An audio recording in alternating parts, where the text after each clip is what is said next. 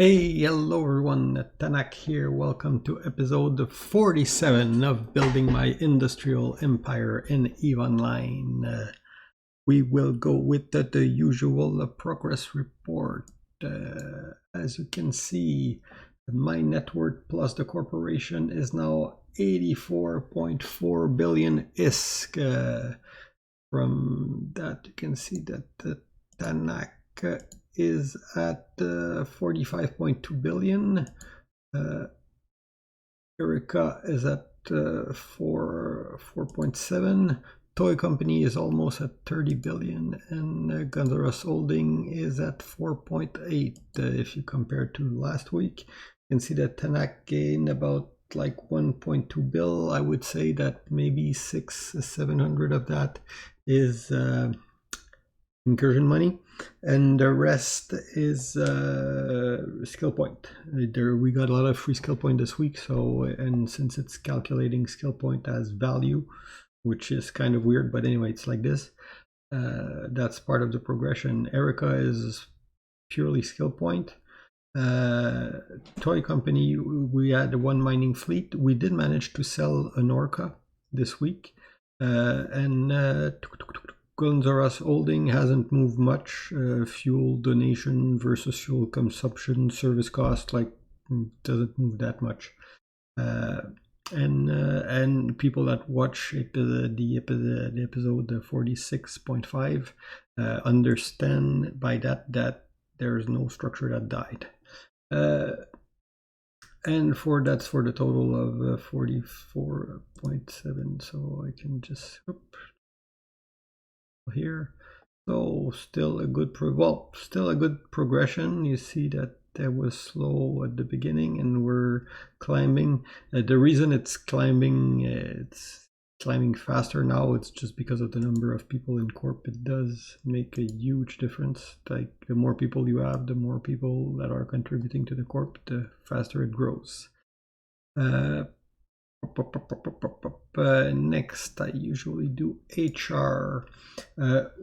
Since we were at war, we are a little slower on the HR. Especially it's like right before an op, but we're not stopping recruitment totally, because a corp that stops recruitment is a corp that dies. So you need to keep recruiting. So as you can see, people are logging in still. We got a few people. I need to do some cleanup. You got some people that haven't come for a log for a while, but all in all, they're still pretty active, and I mean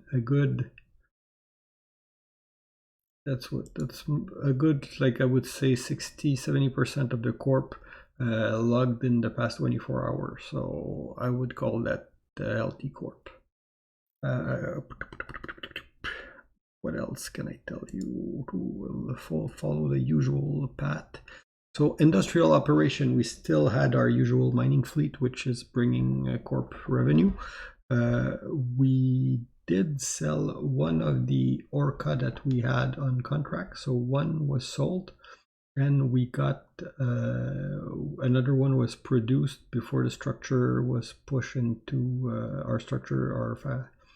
Our right arrow was pushed into all. So I did have another one that is on contract, so I still have a Charon and an Orca on contract in Passionate. So if you look at contract here and search contract, I can search for example, Orca or Charon. And if you look here, you will see at some point that I have one that is for sale. Guns R Us Toy Company. Like I said, don't buy these other things. This is the one to buy. So one Orca and one Charon for sale.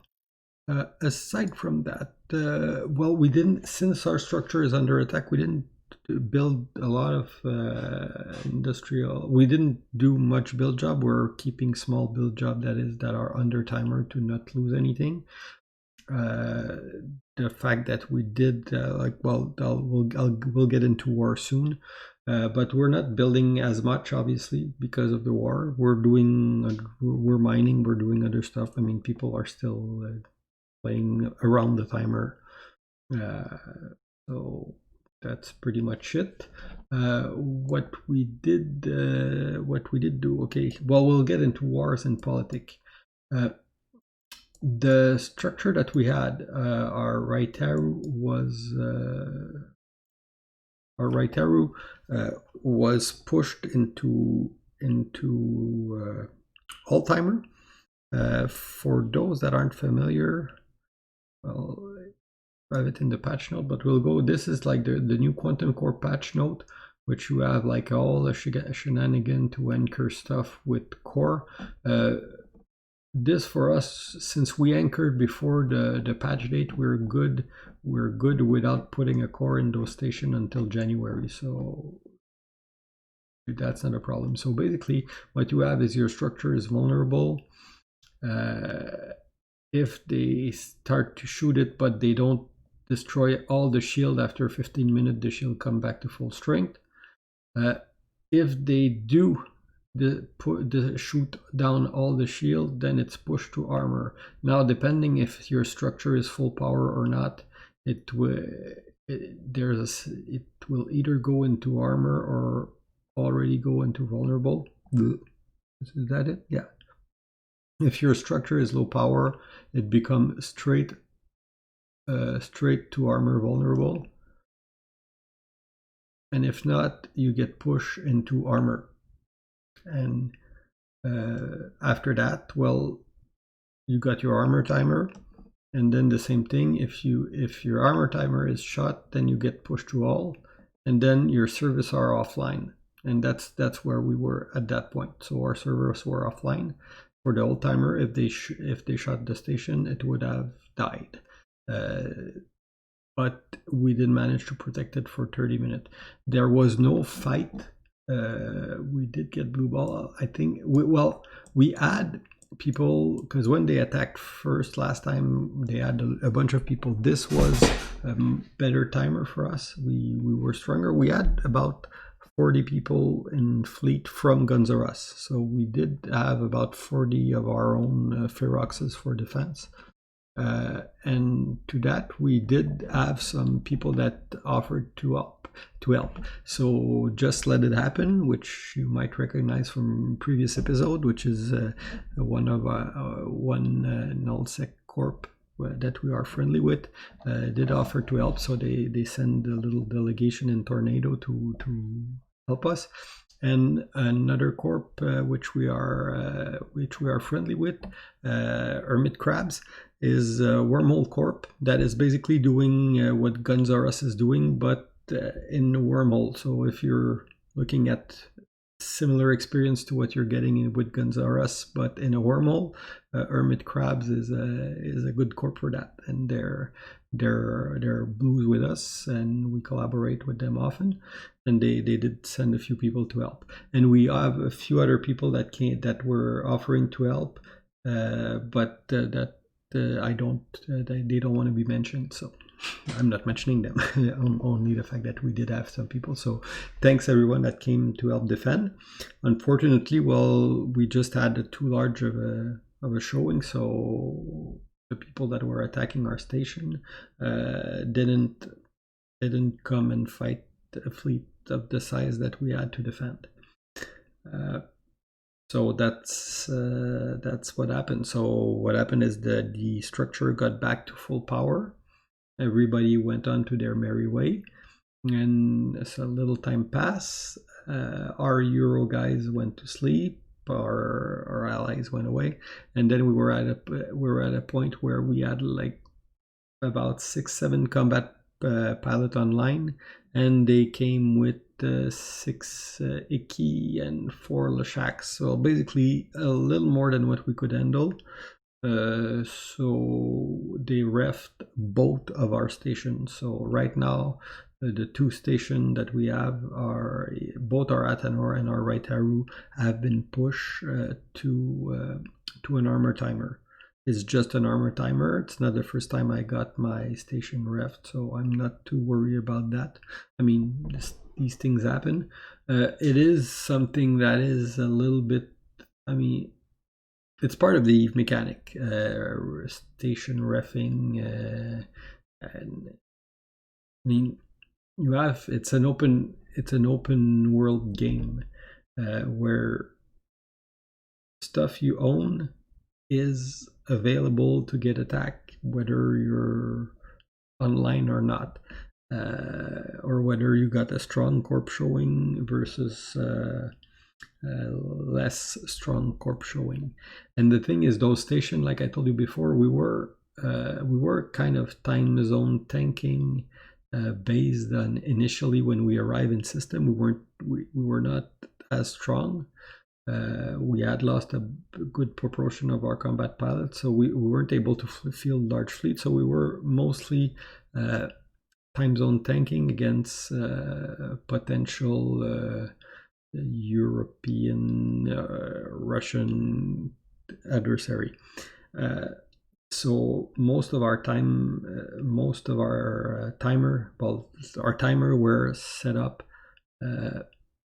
for US time zone because we relied on help from allies that are strong in US time zone. Now that we are stronger to stand up our own 2 feet, we did change the timer, but the mechanic, the way it is, it takes a month to change. So for a few weeks still, for a little while still, I'm not sure the exact date, I would have to look, we are still stuck in timer that are like early US time zone, but we can't field as many combat pilot there. Part of the game. I mean, that's it. But it does, however, it can be annoying because it is much easier to harass somebody with timer and force them to fight timer after timer than it is to. I mean, a small group can harass a large group easily with that because you can just ref their station when they're not strong, and then you blue ball them, and you ref, and you blue ball them, and you ref, and you blue ball them. And the thing is, you kind of have to form every time to defend. You either form at your armor or your old timer to protect your station. So even if you have your timer in your time zone, you still have to form up every time, but the person that is attacking doesn't have that luxury. So in all logic, what we want to do is try to hit back to make their life as miserable. I mean, that's the way you fight these types of war. Right now we are not in a deckable warp because we get all our combat pilot and our non-combat pilot in the same corp in low sec, and I wanted to avoid the logistic of having to manage 2 corp. But at some point we might end up moving combat pilot into a deckable corp and just bite the bullet and move the fight the other way around or something like that. I mean, we'll have to do. I mean, if we can get harassed at the North American time zone, we can do the harassment at the Euro time zone, and just basically it's because it just make life painful for everyone. So that's kind of like the way you fight. It's not my favorite mechanic in the game, I would say, but it is what it is, and I don't have any major solution against, I guess, something like this, because it's part of also what makes EVE great is that it's a persistent universe that is always there. So I don't know, maybe something like if you defend successfully a timer, maybe you should have like an invulnerability windows, but I can see how that could be abused too. So anyway, that's just me rambling about the game. So anyway, it's not that big a deal. I'm at no, I mean, I don't believe that at any point I'm not fearing to lose these stations. I mean, at some point it might happen because again, timer after timer, even if you defend that, even if you get like 95% success rate on your defense, at some point you will not succeed. It is just, but so far from what I'm seeing, unless they bring some like major firepower, I don't expect the station to be shut down. I mean, I expect that they can wait, they can ref a station, every 6-7 days because of the timer. I don't know, every 5 days maybe, and we can defend it. And I know that we can bring the number to defend them. So it's just annoying, but life's like that. Anyway, what else do I have? Other stuff to tell you? Well, like I said, I didn't do that much industry this week. I did progress a lot on my character. I'm at 26.5 million skill points, so it's coming up. I'm training again, like just finishing stuff to be a better incursion pilot and combat pilot in general. I'm not. I have enough industry skill to do what I want to do right now. So I could have had a few build slot. Probably at some point I might do it, but right now anyway, like I said, our biggest worry is mostly fighting, and mostly fighting any time is the time where we're missing pilots. So anyway, if you're somebody that like to PvP and play on any time and want to come and join us, we will be happy to have you on board. What else to expect? I told you that we were looking at potentially moving even before that whole thing is happening. At some point, there is a part of me that is like, I know I can be stubborn too, so I don't want to move, because even though we were still planning to move, it would look like we're being chased, and I don't want that. So I'm probably going to just stay until just so that that I can be a dick to when I want. And but anyway,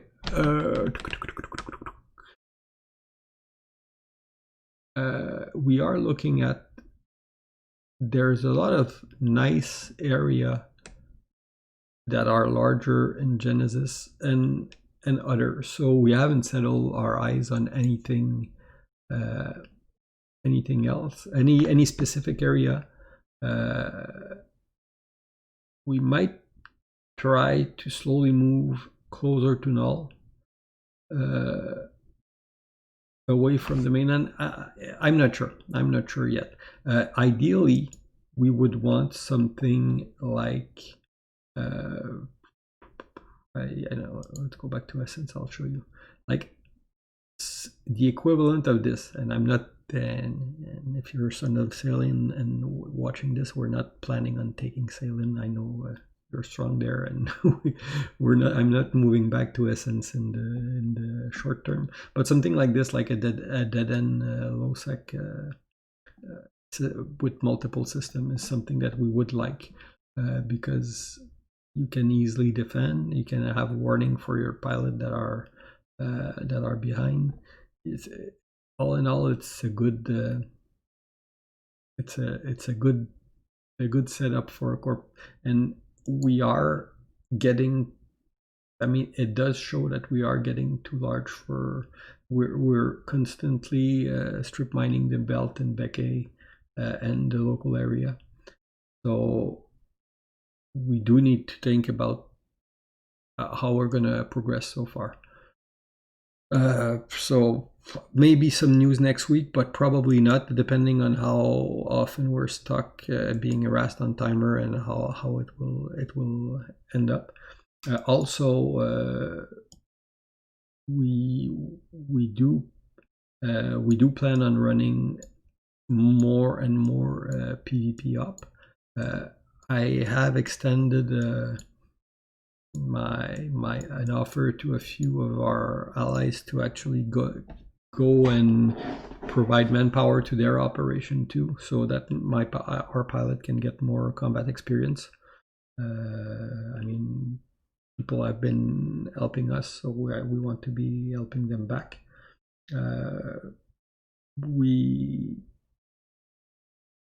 What else? Well, that's kind of it. Also, I mean, we are in a way evolving as a corp, and the best way I'm trying to explain it, but it's not some of the change that are happening. You don't really see in the number. I mean, I can tell you the number of combat pilot that we have. I can tell you the amount of ISK that we fly. What you're not seeing is the increased coordination that we're getting. I'll talk a little bit about the leadership philosophy here. They always say that like a good leader appoint the right people and let them do their job. And I think I got like, I don't know if I'm a good leader, but I know I have good people, and they're doing a fantastic job so far of getting the corp in fighting shape. We are getting more organized. We are fighting back. We are if there's enemy in the system, we will take those fight more often. We will form up, join, fight, and fight back when we think we can win. But I mean, we are in that mindset is slowly starting to get in. So we are doing like this transition from like pure Care Bear miner to a corp that is more able to fight on its own. The fact that we had 40 people in fleet was like very, very good. I'm very proud of that number. The fact that people will jump on Discord more, getting used to fight with each other, talking with each other. Like the guild morale is the corp morale is pretty good these days. So that is all positive sign. Hopefully we can keep growing like that. Hopefully we can again increase our number, increase our strength in the US time zone. We're not missing that much to be able to fight back regularly. I mean, again, it's offense is easy. That's the best way to put it. Offense is easy. You can always like get larger number and attack at a specific point where it's harder to defend. I mean, that's the way I see it. But at some point, the first reffing is easy, I would say, but then you got to commit to specific timers, and these are harder because the people know you're coming. So we're close to a point where we won't have to we won't be worried anymore. It's not that we're really worried right now, but I mean, I would like to be able to defend a little more. I don't know. I feel like I'm rambling tonight a little bit. Maybe might be fatigue after a week of work and and a battle, but well, a battle that didn't happen +2 battle where we more or less stayed up. But so that's about it for this week. Anyway, I hope you guys enjoyed. I know I'm still having fun in the game. We're still growing the corp. We're still progressing. The fact that they came back and ref 2 station means that they're a little bit salty that we did successfully defend. It happened. I mean, it's normal. It's part of the game. I mean, I'm not blaming anybody in that. I mean, we're all playing that game because we're kind of a little bit masochist, or but still. So that's it. See you guys next week and have fun. Bye bye.